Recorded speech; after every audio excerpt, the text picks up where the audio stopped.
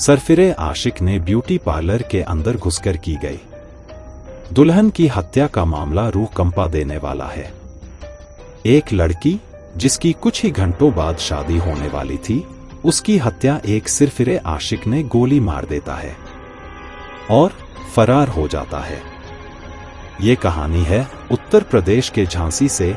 दोस्तों, महज कुछ ही घंटों का वक्त बाकी था जब उसकी मांग में अपने सुहाग का सिंदूर सजने वाला था।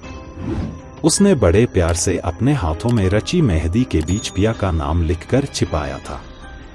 मंडप सजकर तैयार था। बारात आने में कुछ ही देर बाकी थी।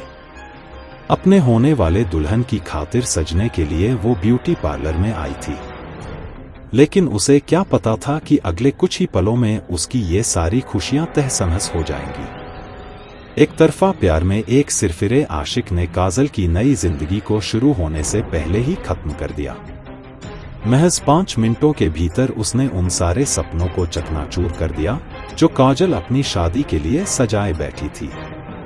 ब्यूटी पार्लर के अंदर घुसकर किए गए काजल हत्याकांड को 48 घंटे बीत जाता है, लेकिन कातिल पुलिस की गिरफ्त नहीं आता है। वहीं काजल की हत्या के मामले में अब कई चौंकाने वाली बातें सामने आ रहा होता है। सीसीटीवी कैमरों की फुटेज से पता चलता है कि आरोपी दीपक ने काजल के कत्ल के लिए पूरी प्लानिंग तैयार की थी। वो सोचकर आया था कि या तो काजल उसके साथ चलेगी या फिर जिंदा नहीं रहेगी। कत्ल से पहले वो करीब 5 घंटे तक उस ब्यूटी पार्लर के बाहर टहलता रहा जिसमें काजल तैयार होने के लिए आने वाली थी। यही नहीं, कत्ल के बाद भागने के लिए भी उसने अपना प्लान तैयार कर लेता है। मध्य प्रदेश के दतिया में बरगाने का रहने वाला दीपक अपने पड़ोस की काजल से एक तरफा प्यार करता था।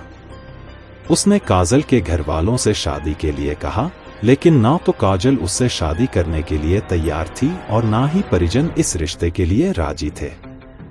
दीपक लगातार काजल को परेशान करता था। इस बीच उसकी शादी तय हो जाता है और परिवार ने यूपी के झांसी में निशा मैरिज गार्डन को बुक कर लिया। घर से इतनी दूर शादी करने का मकसद यही था कि काजल की नई जिंदगी पर दीपक की परछाई भी ना पड़े। लेकिन दीपक पहले से एक खौफनाक साजिश अपने दिमाग में लिए बैठा था। बारात आने में जब कुछ ही देर बाकी थी तो काजल अपनी चचेरी बहनों के साथ पास के ही एक ब्यूटी पार्लर में तैयार होने के लिए पहुंची। अभी काजल तैयार हो ही रही थी कि ठीक 9:41 पर ब्यूटी पार्लर के दरवाजे पर बाहर से दस्तक होता है। दरवाजा खोलते ही दीपक अंदर घुसा और काजल से अपने साथ चलने के लिए कहा। काजल ने इनकार कर दिया तो दीपक उसे साथ ले जाने की जिद पर अड़ गया। इस बीच ब्यूटी पार्लर की संचालक ने दीपक को बाहर निकाला और दरवाजा अंदर से बंद कर लिया। अभी कुछ ही पल बीते थे कि ब्यूटी पार्लर के दरवाजे का शीशा टूटने की आवाज आता है। कोई कुछ समझ पाता इससे पहले ही दीपक शीशा तोड़कर पार्लर के अंदर घुस आया। घड़ी में 9:46 का वक्त था। उसने काजल से फिर पूछा कि वो उसके साथ चलेगी या नहीं। काजल के ना कहते ही उसने 315 बोर का तमंचा निकाला और उसकी छाती से सटाकर गोली मार दी। गोली लगते ही काजल वहीं ढेर हो गई। आवाज सुनकर आसपास के लोग भी दौड़े, लेकिन तब तक दीपक तमंचा लहराता हुआ वहां से भाग निकलता है। ब्यूटी पार्लर के बाहर लगे सीसीटीवी से जो फुटेज मिली उसमें दीपक गोली मारने के बाद सामने की गली में भागता हुआ दिखा। उसे देखकर अंदाजा लगाया जा सकता है कि उसी गली में भागने की प्लानिंग पहले से ही थी। गली के दूसरी तरफ उसकी बाइक खड़ी थी। उसने बाइक स्टार्ट की और देखते ही देखते मौके से भाग निकला। सीसीटीवी फुटेज में उसके साथ 2 युवक एक दूसरी बाइक पर भागते हुए नजर आए। पुलिस दीपक के साथ साथ इन 2 युवकों को भी तलाश करती है।